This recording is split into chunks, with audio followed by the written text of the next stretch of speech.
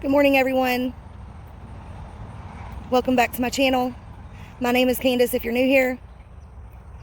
It is the middle of July here in Zone 6B. We've got lots of things are beginning to ripen. Lots of things are in bloom. And I'd like to take you on a garden tour today. So let's get on inside the garden and take a look around.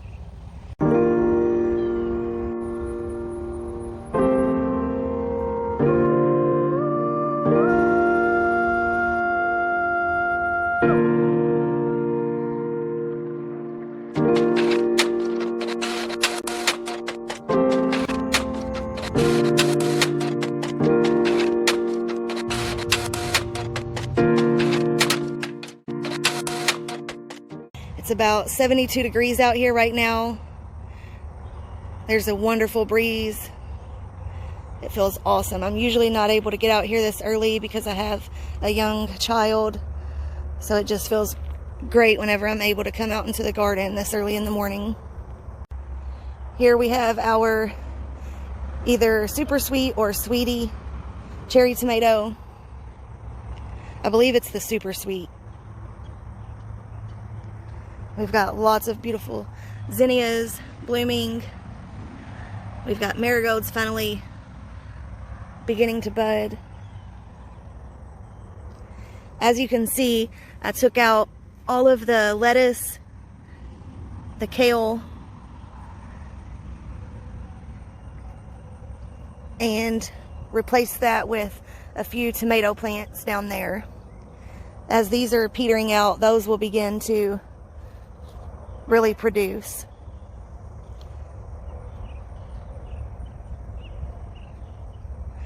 I've also got some young lettuce seedlings. We've got some super red romaine, regular romaine, and then in this row we have Blue Lake 274 bush beans.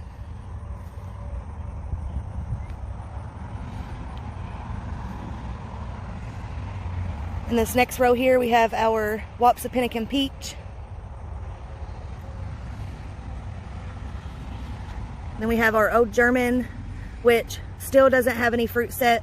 We have quite a bit that still don't have any fruit set, but it's been averaging like 95 degrees here. So a lot of them are just dying off, as you can see.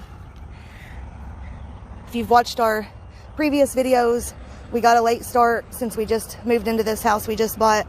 So we're not going to get as much production as we normally would, but that's okay. Here we have some huge tomatoes, or tomatoes that are getting huge. This is our triple crop.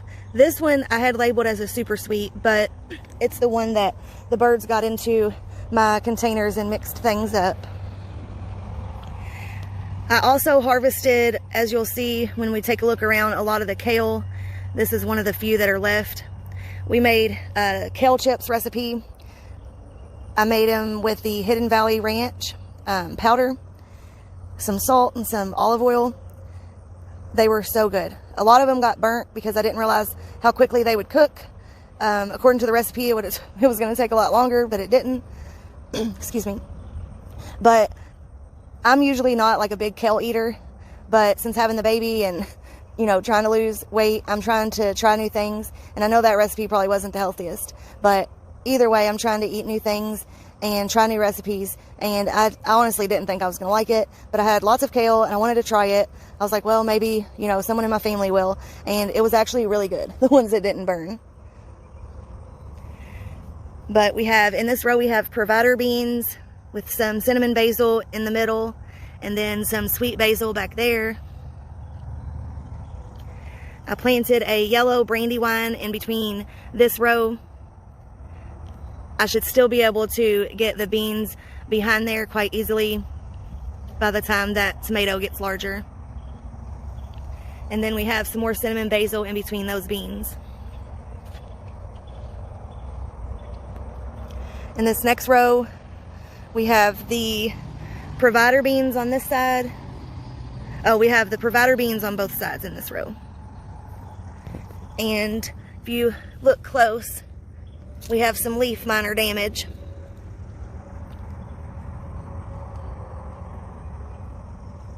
But these are producing quite well. We've got the Great White right here.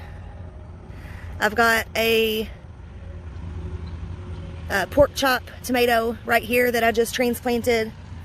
We've got the Bushsteak, which are already ripening, and according to the seed packet, those were supposed to be like a small beefsteak. So I'm not sure what's up with that. And then we have large red cherry and a yellow pear right here, setting lots of fruit. More zinnias all around the edge of the bed. We've got our sweetie right here.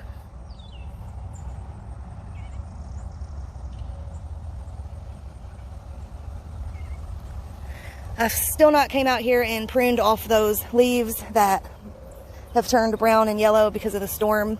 A lot of them were greening up really nice, so I figured I would give it time to see which ones stayed yellow and brown and which ones needed and which ones were fine. Here we have 2 Japanese black Trifele tomatoes finally setting lots of fruit. I can't wait for this one. A lot of people say this one is very good. Sorry if that wind is coming through. Now on this row we have the top notch on this side, and then we have the top crop bush beans on this side. And then I just transplanted a chocolate stripes in between that row.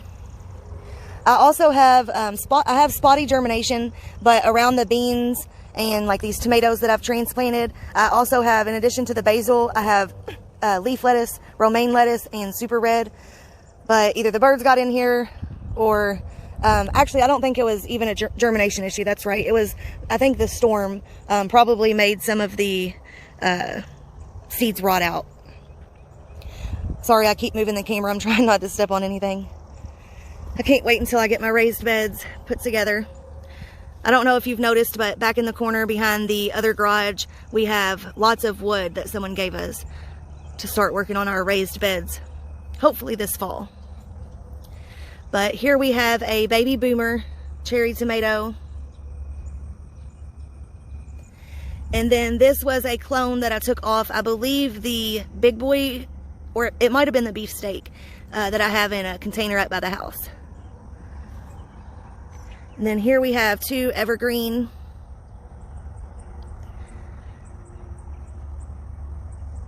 I really regret pulling off the first blossoms on some of these, but I really wanted them to focus their energy and just getting established, because they had been in those little tiny pots for, I don't know, like almost 2 months. But now that it's gotten so hot, I'm like, I shouldn't have done that.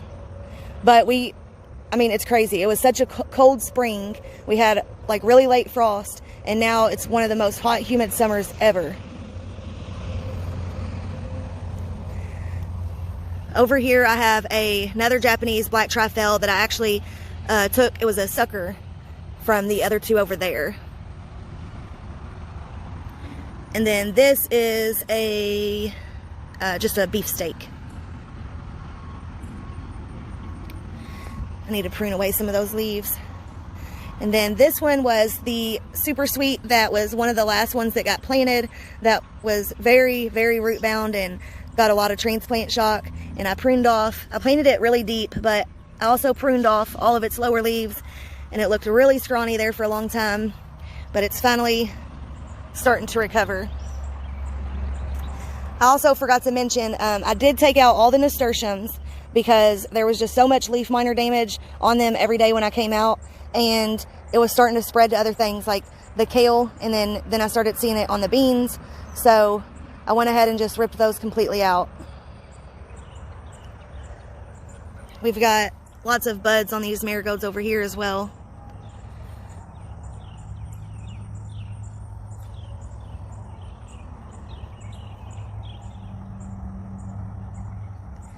When we went around and edged the bed, because of all the weeds that were coming in, we kind of left the tarp on the ground a little too long, and it killed our grass. I knew we needed to get it up or that was going to happen, but we just had so many things going on and I couldn't move it by myself. And I kept forgetting to remind my husband when he got off work. But if we turn around here, something new we have over on this side is this little teepee that I made out of some stakes, and I planted some pole beans on this side of the fence and that side of the fence. Now, here is a view of the melon bed.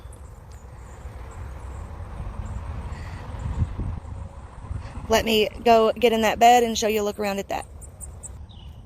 So over here I have green tomatillos and purple tomatillos seeded. I'm not sure if I'm going to have time to grow those all the way to harvest, but I'm still going to try. The weather has been so crazy, maybe we won't get a frost as early as we think. Got our purple zinnias. And I will leave the name of the varieties of zinnias and marigolds and things like that that I don't mention up on the screen or in the description. Looks like we have a visitor that wasn't invited. I'll have to come back and get him. But we have lots of cucumbers coming on this plant here. This was a volunteer cucumber from the previous owner's garden last year. This is where they had it. And we had some volunteer cucumbers pop up, and I just went ahead and let them grow since they were in the perfect spot. I figured they could grow up on the fence. And then here we have some red Malabar spinach. It's my first time growing that. This one got damaged in the storm, but it's still hanging on. Here's another volunteer cucumber. It hasn't set any cucumbers that I can see. This zinnia is just huge. Sorry, there was a bug on my arm.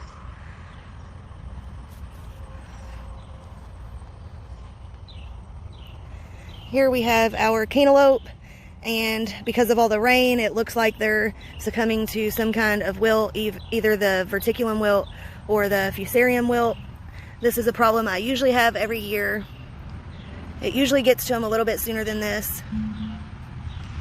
So they lasted a little longer than usual. We'll see if we get any cucumbers. Looks like we just got our first little female cucumber flower also. Here we have our Moon and Stars watermelon. I just seeded not too long ago. Here is some Swiss chard I transplanted with some cinnamon basil on either side. Our other volunteer cucumber.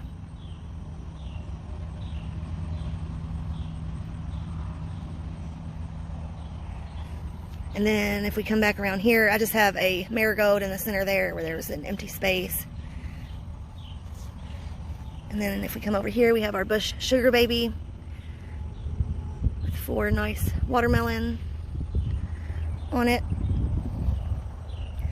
If we swing back over here, we have lots of basils seeded. Some more zinnias. And our cucamelons. I'm so excited about these. I've been wanting to grow them for a while now, and I finally ordered some seeds online this year, and then they all burnt up under my new grow lights. And then our local big box store got them in, and we usually don't get things like that around here. Back here we have a White Wonder cucumber I had planted right here somewhere, but the rain or a bird scattered the seed over there. But it's probably going to work out better being closer to the fence, so that's okay. And then here I have some young marigolds I just transplanted. We have our Baby Boo pumpkin, our mini Harvest Blend pumpkin, and I think I saw some baby, here's one, if you see it back there. I think that might be it. And then we have, nope, here's another one.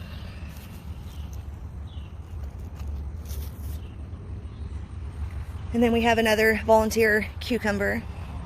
That one looks like it might be a different variety than the ones on the other side of the fence over there. And then I got my other cucamelon transplanted on this side. I also have some dill over here and, oh, right here. And then if we come over here, I transplanted a couple Brussels sprouts. Right here, it still may be too hot though. It looks like this leaf is already burning up. I may not have hardened them off good enough. And then here we have another marigold. I don't see any buds on that one yet. And we've got our sweet potato.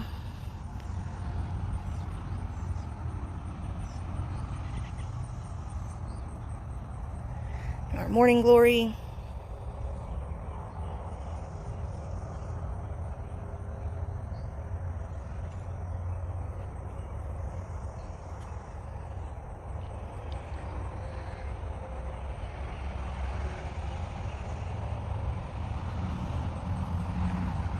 Look at that beautiful flower.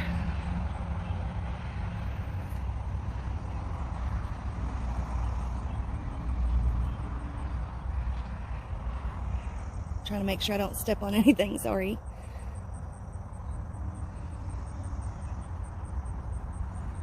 Looks like we've had some pests getting a hold of those newer leaves. I sprayed some insecticidal soap for this past week. I've been doing it like every other day because I've noticed a lot of those brown leaf hoppers back here. And I found one Japanese beetle the other day. But then if we come down here, we've got our 3 Crimson Sweet right here. And I've been kind of just like pushing them back into the center to try to like keep a little walkway. But as long as these don't succumb to the wilt, then they're going to eventually end up taking over. And then this one is our Jubilee watermelon. And then if we come back over here, we've got Waltham butternut squash. What else? Spaghetti squash. And then we have our white bush scallop squash here. And then another white bush scallop squash there. And then just more zinnias and marigolds. And then let me go on the outside of the fence and show you the sunflowers and things out there. Alright, so here is our view from this side. As you can see, these sunflowers have gotten really big. The ones on this side haven't gotten as big because I think these morning glories are kind of shading it from the sun a little bit. Because the sun kind of rises like right here and goes straight that way.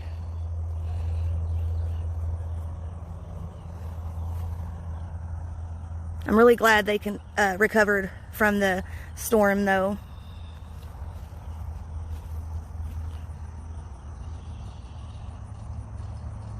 And then below the sunflowers, we've got the Love Lies Bleeding amaranth on each corner.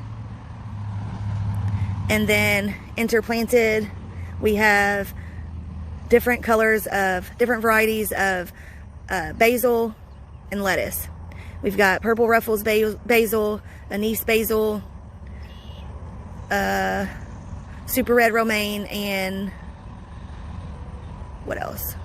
I think I did the regular romaine. I think that's it. I have a video talking about planting this area up. I will link it in the description or in the comments if you're interested in exactly what I planted here. Now we are in the front of the house, and I wanted to give you an update on the containers that I planted up a couple months ago. I usually have them up close to the door, but they're needing a little bit more sun than they are getting being back there. So a couple days a week, I put them out here like more closer to the front of the porch to get a little extra sun. They're doing great, but they're not trailing down like I thought they would. I'm not sure why. I do have a slow release fertilizer in the containers. I have bone meal, blood meal, and then like an all-purpose slow release fertilizer. And I do give them a liquid feeding of fish fertilizer about every 2 weeks. But maybe they're needing a little extra. I'm not sure. It could also be that they're needing a little bit more sun. The windstorm, the rainstorm that we had took a lot of these blossoms off. They were blooming quite nicely, but the wind damaged those quite a bit. And if you didn't watch that video on me planting these up, I will link that in the description as well. And then these 2 containers are just the plants that I took from the side porch where I was going to put the arbor and the morning glories, but then had to kind of change my plans.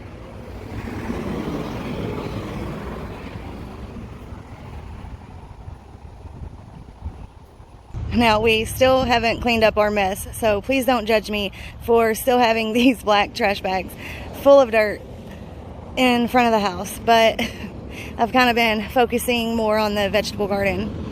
And we still, like I said, we still have things inside the house to do, like painting and decorating, so we just haven't gotten around to it. But here is the peach tree that has one nice ass peach on it. Looks like it will be ready kind of soon, but the Japanese beetles have really gotten a hold of this thing. It's not looking the best. It had a lot of like orangish yellow leaves that have since fell off. I'm not sure what that is about. This is my first time ever growing any sort of fruit tree, so it's going to be a lot of trial and error with these things. These have got brown spot. This apple has got brown spots on the leaves. So I'm not sure if it has a disease or if that's from the Japanese beetles as well.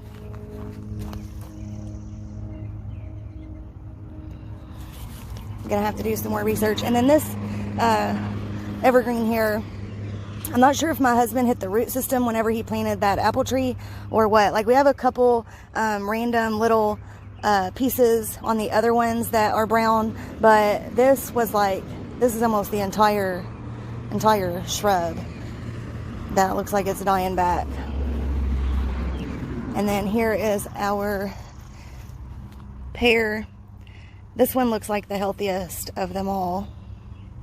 Now, I haven't noticed any new growth on any of these except for the pear over here on the left. It has had a little bit of like fresh green growth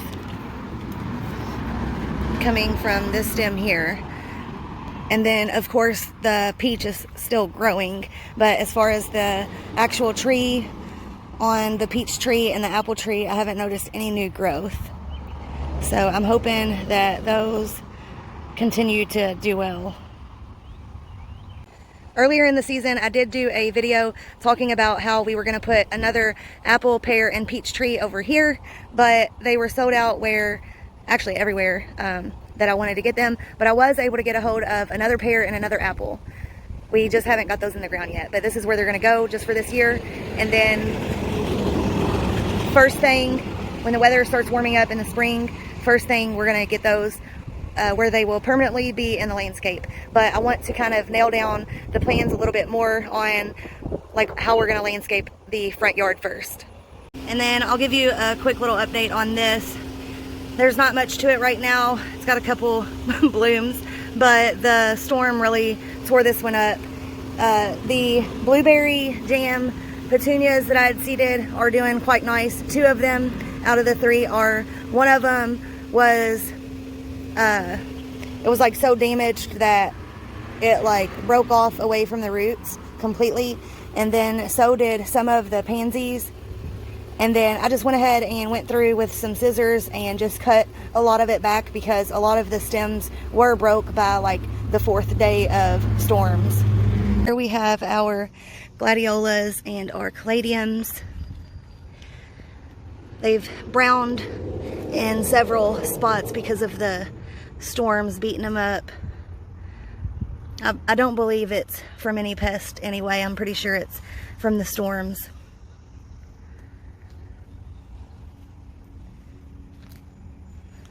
We've got a lot of paint peeling on our porch. We're gonna have to probably repaint it. I don't think they use the correct type of paint. But these are growing a lot nicer on this side, and I think it's because it's under the porch a little bit. They don't get quite as bit of sun, and I think that's part of it. All right, guys, well, that's going to be all for today. Thank you for joining me on my mid-July garden tour. If you like the video, please give it a thumbs up and subscribe for more. If you like videos like this,